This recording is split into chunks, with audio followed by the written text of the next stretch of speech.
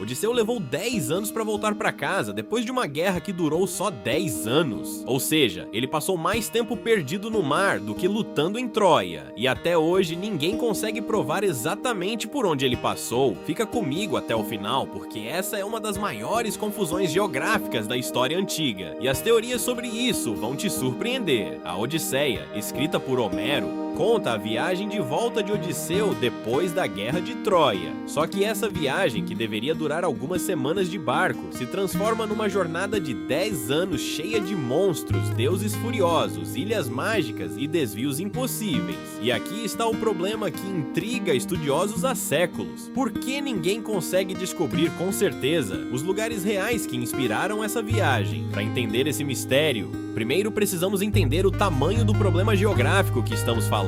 Troia ficava na região onde hoje é a Turquia. A casa de Odisseu, a ilha de Ítaca, fica na Grécia, no Mar Jônico. Numa embarcação da época, essa viagem, em condições normais, levaria poucas semanas, não 10 anos. Isso já é o primeiro sinal de que algo na jornada de Odisseu não bate com uma simples viagem marítima comum. E é aí que a história começa a ficar interessante, porque Homero descreve lugares específicos, com detalhes de paisagem, de povos, de perigos que fazem qualquer leitor pensar que esses lugares realmente existiram em algum ponto do mapa. O problema é que, quando estudiosos tentam encaixar essas descrições em locais reais do Mediterrâneo, as coisas simplesmente não se encaixam de forma clara. Vamos pegar alguns exemplos específicos que geram debate até hoje. Primeiro, a terra dos lotófagos, o povo que comia uma planta que fazia as pessoas esquecerem completamente de voltar para casa. Alguns estudiosos ligam esse local ao norte da África, perto da Líbia atual,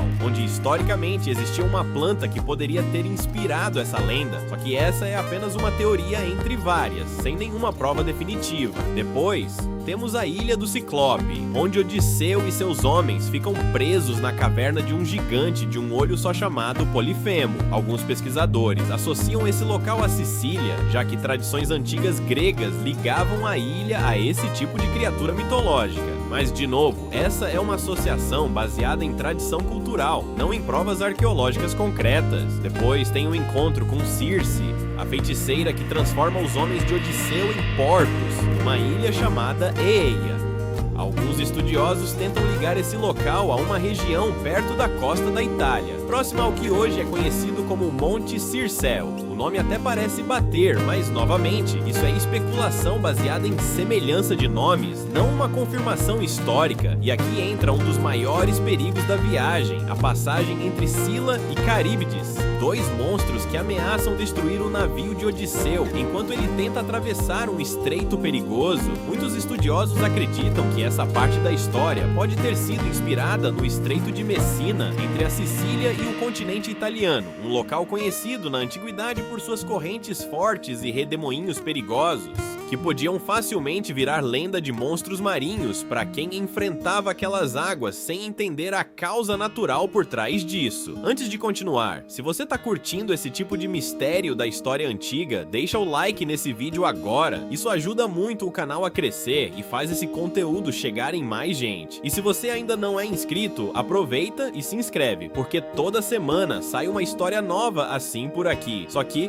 mesmo com essas teorias que parecem fazer sentido, existe um problema enorme que atravessa toda a discussão. Nenhuma dessas localizações pode ser comprovada de forma definitiva, e o motivo principal disso é simples. A Odisseia não é um relato de viagem real, é um poema épico, cheio de elementos mitológicos, moral e simbolismo. Isso significa que os lugares descritos por Homero podem não representar locais geográficos reais e específicos, mas sim uma mistura de lendas, medos comuns dos marinheiros da época e elementos simbólicos usados para contar uma história maior sobre paciência, sofrimento e o desejo de voltar para casa. E aqui está outro ponto importante que complica ainda mais essa busca por locais reais. A tradição oral, que já discutimos em outros vídeos sobre Homero, significa que essa história foi contada e recontada por diferentes poetas ao longo de gerações.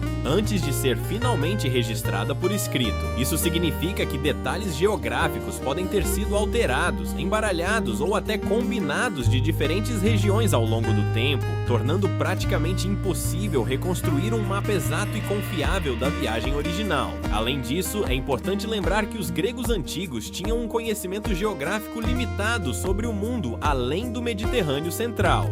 Muitas das regiões mais distantes, fora da rota comum de comércio grego, eram descritas de forma vaga, cheia de exageros e elementos fantásticos, justamente porque poucas pessoas realmente tinham visitado esses lugares e voltado para contar como eram de verdade. Isso significa que, quanto mais longe Odisseu viaja na história, mais fantástica e menos geograficamente precisa a narrativa se torna. Isso nos leva a uma pergunta interessante. Será que Homero, ou os poetas que criaram essa tradição oral ao longo dos séculos, realmente tinham lugares específicos em mente ao descrever essa jornada? Ou será que esses lugares eram, na verdade, representações simbólicas de perigos genéricos que qualquer marinheiro da época poderia enfrentar, como tempestades, povos desconhecidos, ilhas isoladas e o medo do desconhecido além das rotas de navegação já conhecidas? Alguns estudiosos acreditam numa teoria intermediária, que talvez seja a explicação mais equilibrada para esse mistério. Segundo essa visão, a Odisseia pode ter começado como um relato baseado em experiências reais de marinheiros gregos que exploravam rotas comerciais pelo Mediterrâneo, enfrentando perigos reais, como correntes fortes, povos desconhecidos e tempestades severas. Só que, ao longo de séculos de tradição oral,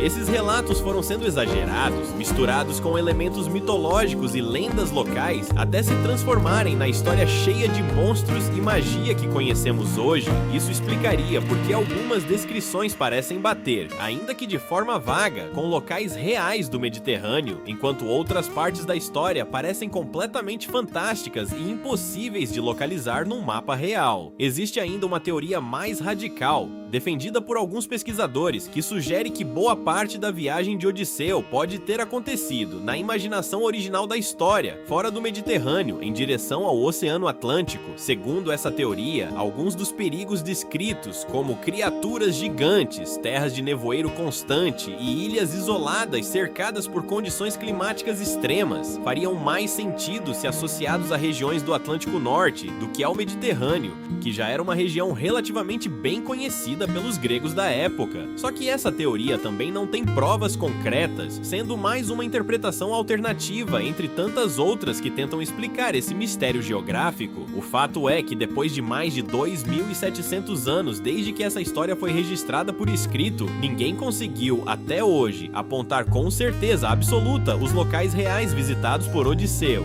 Estudiosos, arqueólogos e historiadores continuam debatendo, comparando textos antigos, analisando correntes marítimas, ventos e até mesmo antigas rotas comerciais gregas, na tentativa de encontrar pistas que expliquem essa jornada. Mas cada nova teoria traz junto novas perguntas, e nenhuma consegue explicar de forma completa e definitiva todos os elementos da viagem. Talvez o motivo real pelo qual esse mistério nunca será resolvido seja simples. A Odisseia nunca foi pensada para ser um mapa real, ela foi criada para representar uma jornada emocional, cheia de provações, tentações e desafios, que qualquer pessoa, em qualquer época, pode reconhecer dentro da própria vida. A distância entre Troia e Ítaca não é apenas física, ela representa o caminho difícil que qualquer pessoa enfrenta para voltar para casa. Entendendo aqui casa como segurança, identidade e paz, depois de anos de guerra, perda e sofrimento. E talvez seja exatamente essa mistura entre geografia real e simbolismo profundo que torna essa história tão fascinante até hoje, porque mesmo sem sabermos exatamente onde Odisseu esteve durante esses 10 anos perdidos no mar, todo mundo consegue entender, de alguma forma, o que significa passar por uma longa jornada cheia de obstáculos, só para finalmente conseguir voltar para casa. Se você gostou de descobrir esse mistério que atravessa quase 3.000 anos de história, o próximo vídeo vai te mostrar outro segredo escondido dentro dos clássicos da literatura antiga.